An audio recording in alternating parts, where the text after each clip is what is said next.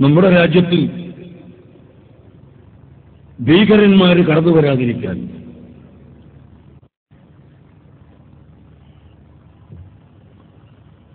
രാഷ്ട്രീയ നേതാക്കൾ, ഭരണാധികാരികൾ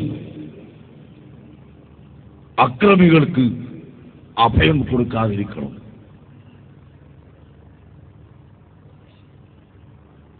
രണ്ടാമതായി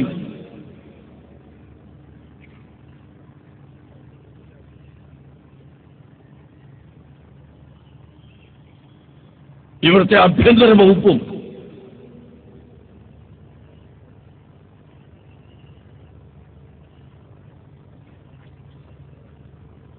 മറ്റെല്ലാവരും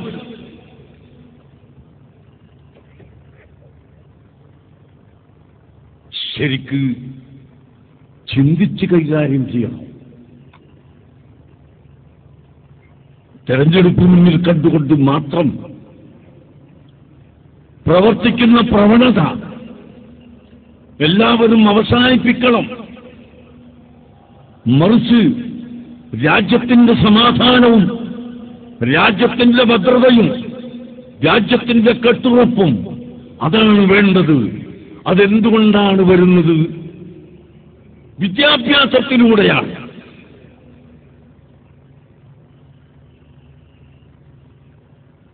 വിദ്യാഭ്യാസം ഇവിടെ സ്ഥാപിക്കാൻ ശ്രമിക്കുമ്പോൾ അതിലും നിയമത്തിന്റെ നൂലാമാലകളും കുടുക്കുകളുമായി ഒരു സ്ഥാപനം ഉണ്ടാക്കാൻ ഉദ്ദേശിച്ചാൽ 10 കൊല്ലത്തേക്ക് നീട്ടിക്കൊണ്ടുപോകുന്ന സംവിധാനമാണ് നമ്മുടെ ഇന്ത്യ രാജ്യത്ത് ഇന്ന് എല്ലാ സ്റ്റേറ്റുകളിലും സെന്ററിലും നടന്നുകൊണ്ടിരിക്കുന്നത്. ഇത് മാറ്റി ഇവിടുത്തെ രാഷ്ട്രീയ വിഭാഗം, ഭരണാധികാരികൾ രാജ്യത്തെ വിദ്യാഭ്യാസം വളർത്താൻ അനിവാര്യമായ എന്തൊക്കെയുണ്ടെന്ന് കണ്ടുപിടിച്ച് ഈ രാജ്യത്തെ ജനങ്ങളെ കൊണ്ട് ചെയ്യിപ്പിക്കാൻ ഭരണാധികാരികൾ മുന്നോട്ട് വരണം. ചെയ്യുന്നവർക്ക് പ്രചോദനം നൽകണം, അവരെ പഠിപ്പിക്കണം.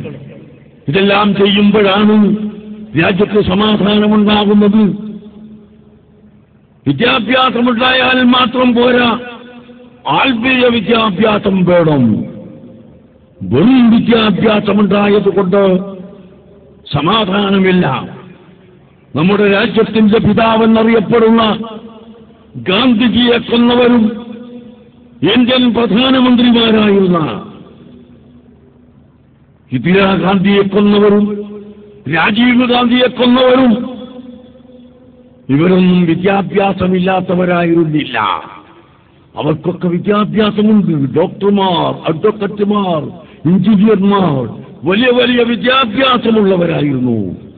എന്നാൽ ഈ വിദ്യാഭ്യാസമുള്ള ആളുകൾ എന്തുകൊണ്ട് ഇത്രയും വലിയ ലോകത്ത് ഏറ്റവും വലിയ ഇന്ത്യ രാജ്യത്ത് നടന്ന തീവ്രവാദത്തിൽ വെച്ച്, ഭീകരതയിൽ വെച്ച് ഏറ്റവും വലിയത് ചെയ്യാൻ അവരെ പ്രേരിപ്പിച്ചത് ധാർമ്മിക ബോധമില്ലാത്ത വിദ്യാഭ്യാസമാണ്. അതുകൊണ്ട് ധാർമ്മിക ബോധമുള്ള വിദ്യാഭ്യാസം ഇവിടെ വളർത്തിയെടുക്കണം. അതാണ് സമസ്ത കേരള ജമിയത്തുൽ ഉലമയും സമസ്ത കേരള സുന്നി യുവജന സംഘവും ഇവിടെ ചെയ്തു വരുന്നത്. അതുകൊണ്ട് പണ്ഡിതന്മാര് പറയുന്ന വാക്കും ഞങ്ങളുടെ സംഘടനയും ഇവിടുത്തെ ഭരണാധികാരികൾ കണക്കിലെടുക്കുക തന്നെ വേണം.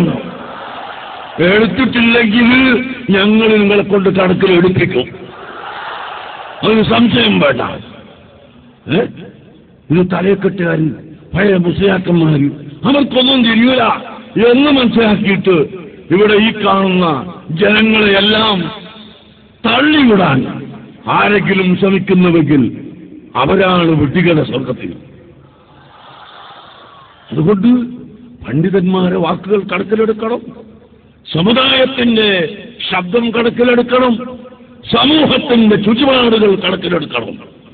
ഇത് കണക്കിലെടുത്തുകൊണ്ട് ഇവിടുത്തെ എല്ലാ ഭരണാധികാരികളും എല്ലാ രാഷ്ട്രീയ പ്രവർത്തകരും പ്രവർത്തിച്ചാൽ നമുക്ക് സമാധാനമുണ്ടാകും. ഇവിടെ സമാധാനമാണ്